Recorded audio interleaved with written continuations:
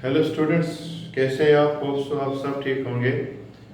तो स्टूडेंट, जैसे कि प्रीवियस जो लेक्चर है या जो प्रीवियस वीडियो है, हमने उसमें डिस्कस किया था कि नेशनलिज्म जो है वो क्या होता है, ठीक है ना। और हमने डिस्कस किया था कि ये यूरोपियन से रिलेटेड इसका क्या रिलेशन है, और इसके बारे में भी हमने थोड़ा डिस्कस किया था और थोड़े इसके पास्ट को डिस्कस किया था। तो आज के इस वीडियो में ना हम डिस्कस करेंगे कि ये जो नेशनलिज्म आया यूरोप के अंदर, इसके पीछे क्या काजेस थे, किन कारणों से ये नेशनलिज्म आया। देखिए, कोई भी जो चीज़ है ना वो होती है, उसके पीछे कोई काज होता है। तो आज उन्हीं काजेस के बारे में हम थोड़ा बहुत डिस्कस करते हैं। तो देखो स्टूडेंट्स, कोई भी जो चीज़ होती है ना, उसकी जो शुरुआत होती है, उसकी शुरुआत जो होती है, या तो वो बहुत फास्ट, उसकी बिगिनिंग जो है वो एकदम से होती है, मतलब एकदम से वो इरप्ट होता है, या तो उसकी जो शुरुआत है वो बहुत धीमी गति से होती है।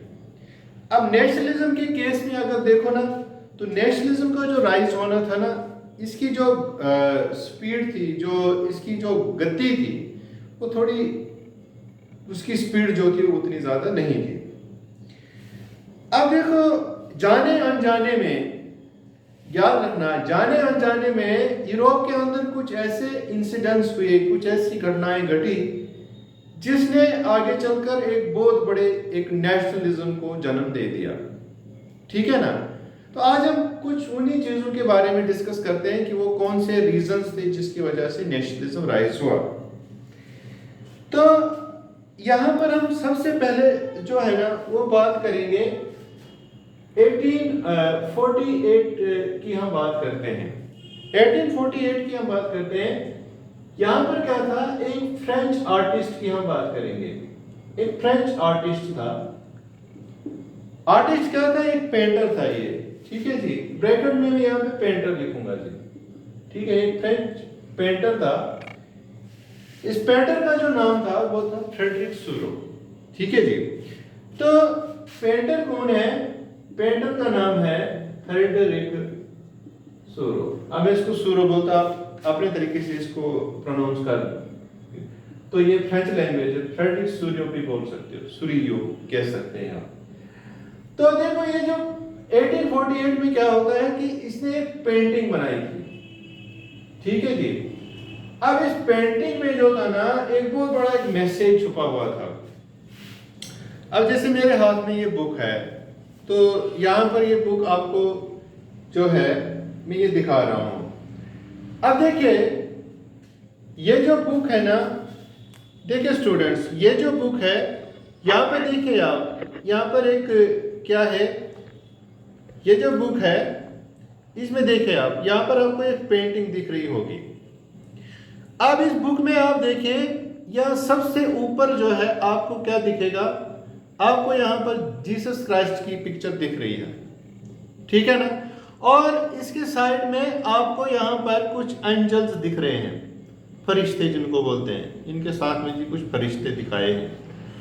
अब देखो, पेंटर ने क्या किया है, पेंटर ने यहां पर, ये देखिए, यहां पर एक स्टेचू दिखाया गया है। This is the statue of liberty.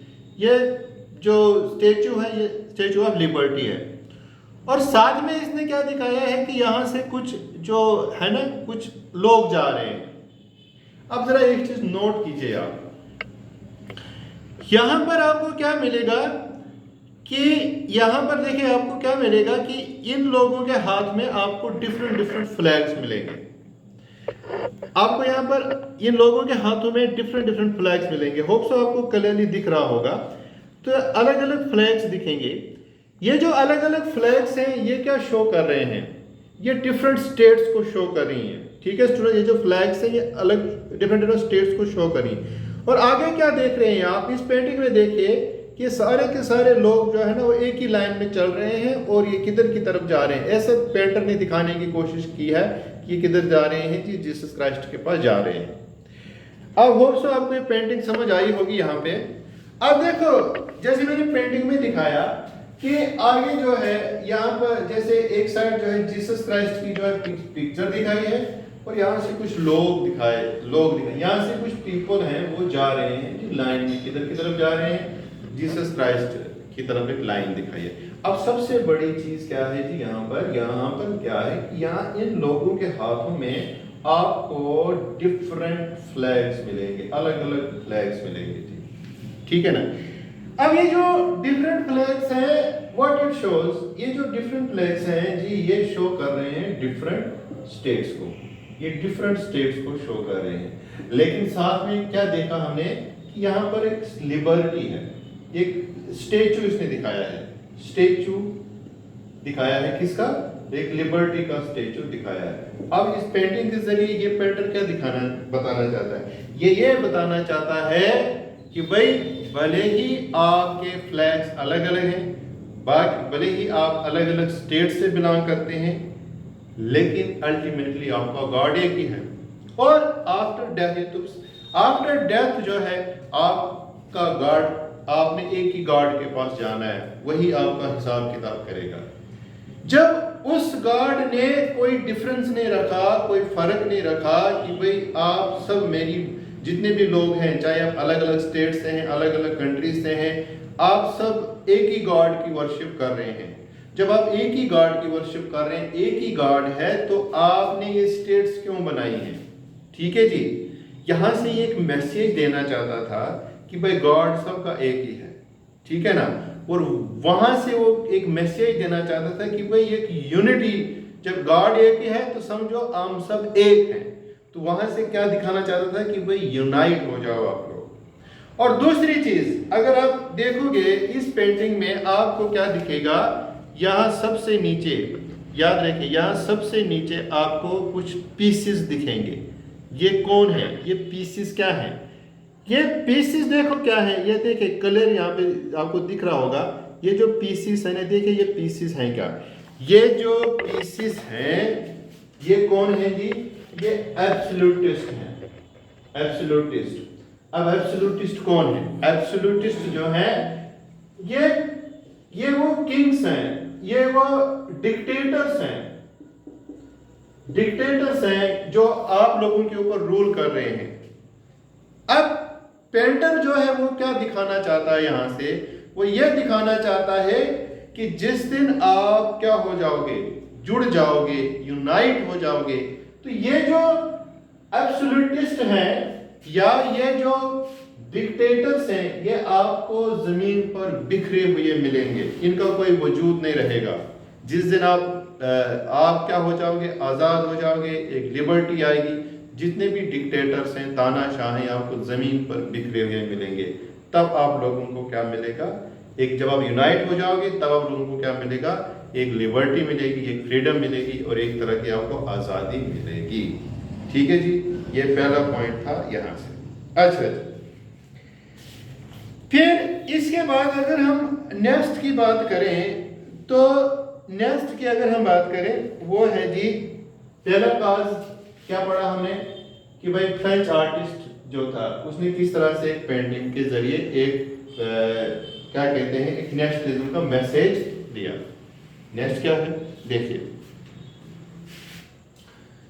Next है, देखिए नेक्स्ट यहां पर है फ्रेंच रेवोल्यूशन। इसकी बात हम कर रहे हैं, फ्रेंच रेवोल्यूशन की हम बात कर रहे हैं, ध्यान दीजिए आप इसको। अब देखिए, ये तो आप जानते हैं, ये बहुत सारे स्टूडेंट्स को ये भी पता होगा कि ये जो फ्रेंच रेवोल्यूशन है ना, ये हुआ था 1789 में। और फ्रेंच रेवोल्यूशन क्या था, अब ये रेवोल्यूशन क्या होता है, रेवोल्यूशन बदलाव, चेंज। अब चेंज क्या था, चेंज ये था कि ये रेवोल्यूशन था कि जिसमें मोनार्की जो है चेंज हुई थी, किसमें, monarchy change into democratic setup, जिसमें मोनार्की जो है वो चेंज कर दी गई थी, मोनार्की का सिस्टम खत्म करवाया गया था। अब देखिए, अब फ्रेंच रेवोल्यूशन के पीछे क्या कहानी है, क्या स्टोरी है, ये हमें नहीं जानना है। अब हम यहां पर ये पढ़ेंगे कि जो फ्रेंच रेवोल्यूशन है ना, फ्रेंच रेवोल्यूशन से ऐसे कौन से आइडियाज आए थे, इससे ऐसे कौन से आइडियाज आए थे जिन आइडियाज की वजह से एक नेशनलिज्म की फीलिंग आई थी। याद रखना, रिमेंबर, ऐसे कौन से आइडियाज आए थे जिसने नेशनलिज्म को क्या किया था, नेशनलिज्म को बर्थ दिया था।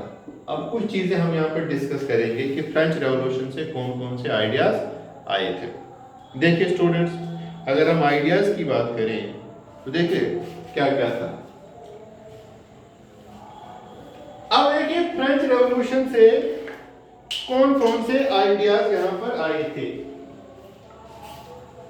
अब हम बात करेंगे कि फ्रेंच रेवोल्यूशन से कौन कौन से आइडियाज आए थे। सबसे पहले अगर हम देखें, यहां पर आइडिया आया था, आइडिया ऑफ लेपेट्री, फ्रेंच लैंग्वेज में आइडिया ऑफ लेपेट्री एंड सिटियोन, आइडिया ऑफ सिटियोन। देखिए अब लेपेट्री का मतलब है कि फादरलैंड, ठीक है जी, फादरलैंड, और सिटियोन का मतलब है क्या, सिटीजन, याद रखिएगा। अब देखिए फादरलैंड यहां पर क्या था कि एक आइडिया दिया गया कि जो कंट्री है ना, जो कंट्री है या जो देश है, जो नेशन है, उसको हम क्या माने, एज अ पेरेंट माने, उसको हम एज अ पेरेंट की नजर से देखें। और ये तो आपको पता है ना कि पेरेंट का जो दर्जा होता है वो सबसे ज्यादा होता है, और पेरेंट्स के साथ क्या होता है कि इमोशंस जुड़े होते हैं। अगर आप एक कंट्री को एज अ पेरेंट की नजर से देखोगे तो आपके जज्बात, आपके फीलिंग्स, आपके इमोशंस उस कंट्री के साथ जुड़ेंगे। अब जैसे आज भी हम एक कंट्री को एज अ पेरेंट के दर्जे से देखते हैं। अब ये बात अलग है कि आज हम एक कंट्री को एज अ मदर की तरह मानते हैं, लेकिन याद रखिएगा ये जो एज अ पेरेंट मानना, ये आइडिया फ्रेंच रेवोल्यूशन से आया था। और शुरू में ये बोला गया था कि एक कंट्री को हम एज अ फादर के नजर से देखें, एज अ फादरलैंड माने, और करंट सिचुएशन में हम इसको एज अ मदरलैंड मानते हैं। ठीक है जी, आइडिया यहीं से आया था। दूसरा कंसेप्ट इसमें आया था सिटियोन। अब देखिए सिटियोन क्या होता है, सिटियोन मतलब सिटीजन। अब सिटीजन कौन है, अगर शॉर्ट में देखो ना, सिटीजन कौन है, सिटीजन किसी भी कंट्री के अंदर रहने वाले वो लोग हैं जिनको कुछ राइट्स दिए गए, कुछ हकूक दिए गए हैं। जैसे पहले के जमाने में ये सिटीजन कंसेप्ट नहीं होता था, पहले के जमाने में होता था सब्जेक्ट। हाँ जी, किंग है और उसके सब्जेक्ट हैं। अब सब्जेक्ट के पास उतना राइट नहीं है, वो एक तरह से वो किसी के अंडर है। जो यहाँ पर किंग बोलेगा, जो हेड बोलेगा वही करना है, जो बोलेगा नहीं वो करना है। लेकिन आज के ज़माने में ऐसा सिस्टम नहीं होता है। तो ये आइडिया कहाँ से आया कि वहाँ के रहने वाले लोगों को राइट्स दिए जाएंगे, हक दिए जाएंगे, और उनको एक पर्टिकुलर नाम दिया जाएगा, सिटीजन। सिटीजन, जब आप किसी को हक देते हो, हुकूक देते हो, तो उसकी वो ये सोचता है कि देश मेरे को कुछ दे रहा है, मेरा भी फर्ज है मैं देश के लिए कुछ करूं। अल्टीमेटली ऑटोमेटिकली क्या हो जाता है, एक यूनिटी आ जाती है। ठीक है जी, एक तो ये कॉन्सेप्ट आया यहां से। दूसरा कॉन्सेप्ट इसमें देखो क्या आया, फिर इन्होंने क्या किया, देखिए यही कंट्री में इन्होंने क्या किया जी, इन्होंने यहां पर दूसरा कॉन्सेप्ट जो दे दिया, that is new French flag. New French flag. अब ये न्यू फ्रेंच फ्लैग कौन सा था, ये था जी ट्राई कलर, ठीक है ना। अब जैसे मैंने अभी आपको एक पिक दिखाई थी, उसमें डिफरेंट स्टेट्स, डिफरेंट फ्लैग्स थे। अब आपके फ्लैग अलग अलग हैं, आपके जो फ्लैग्स हैं वो अलग अलग हैं, तो आप क्या मानते हो कि हम भी अलग अलग स्टेट से बिलोंग करते हैं। जब आपका फ्लैग एक ही है, वो फ्लैग जो है वो हर जगह लहराया जाता है। जैसे इंडिया में जब 15 अगस्त या 26 जनवरी होता है तो हर जगह एक ही तरह का फ्लैग होता है। तो उससे क्या होता है कि हम ये मानते हैं कि हमारा फ्लैग एक है, इसका मतलब हम एक हैं। कहीं ना कहीं वो चीज़ क्या करती है, एक यूनिटी लाती है। पहले ये चीज़ नहीं होती थी, जितने किंग्स उतने फ्लैग, एक फ्लैग नहीं होता था। तो एक सिंगल फ्लैग का कॉन्सेप्ट यहीं से आया है, जो बाद में हर कंट्री ने अडॉप्ट किया। ठीक है जी, ये आया। अच्छा जी, अच्छा फिर यहाँ पर फ्रांस के अंदर एक पोस्ट हुआ करती थी, स्टेट जर्नल। स्टेट जनरल जो है एक पोस्ट हुआ करती थी। State general was elected by the people. अब इसको समझिएगा बेटा, स्टेट जनरल जो है वो क्या होगा, वो इलेक्ट होगा। किसके जरिए? लोगों के जरिए वो इलेक्ट होगा। पहले क्या होता था, इलेक्ट जहां होगा वहां पर इलेक्शन होगा। और इलेक्शन अगर सिंपली सोचें तो क्या होता है, जहां पर सब मिल एक ग्रुप डिसाइड करता है, लोग डिसाइड करते हैं कि कौन बनेगा। पहले स्टेट जनरल जो होता था कोई एक बंदा डिसाइड करता है। तो जब लोग जहां पर इलेक्शन होंगे, इलेक्टेड सिस्टम होगा, लोगों को पता है कि हमारे द्वारा ये चुना गया है, किसी एक बंदे के द्वारा नहीं चुना गया है, तो वहां पर जिसको हम इलेक्ट करते हैं उसकी रेस्पॉन्सिबिलिटी भी बढ़ जाती है और लोगों को भी एक उम्मीद आ जाती है और कहीं ना कहीं एक यूनिटी आ जाती है लोगों में। ठीक है जी। अच्छा जी, एक तो ये चीज है। अच्छा जी, दूसरी चीज यहां पर याद रखिए, यहां पर फ्रांस के अंदर उस जमाने में जो सिटीजन होते थे ना, एक चीज याद रखना, जो सिटीजन होते थे वो दो तरह के होते थे। एक होता था एक्टिव सिटीजन और दूसरा कौन सा होता था, पैसिव सिटीजन।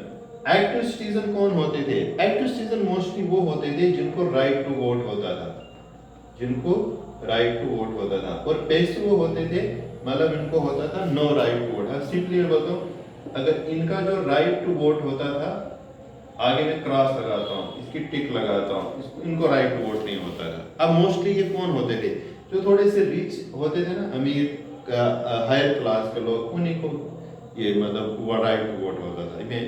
ठीक है ना, भले ही कुछ भी था लेकिन फिर भी एक इलेक्शन सिस्टम आया था, एक इलेक्टेड यहाँ पे रूल आया था। तो स्टूडेंट्स, आज मैंने आपको इसमें कुछ 3 पॉइंट्स बताए, तो इसमें बड़े सारे पॉइंट्स हैं। तो जो बाकी जो पॉइंट्स हैं ये मैं आपको नेक्स्ट वीडियो में क्लियर कराऊंगा। होप सो जितना मैंने आज आपको इस वीडियो में पढ़ाया आपको अच्छे से समझ आया। ठीक है।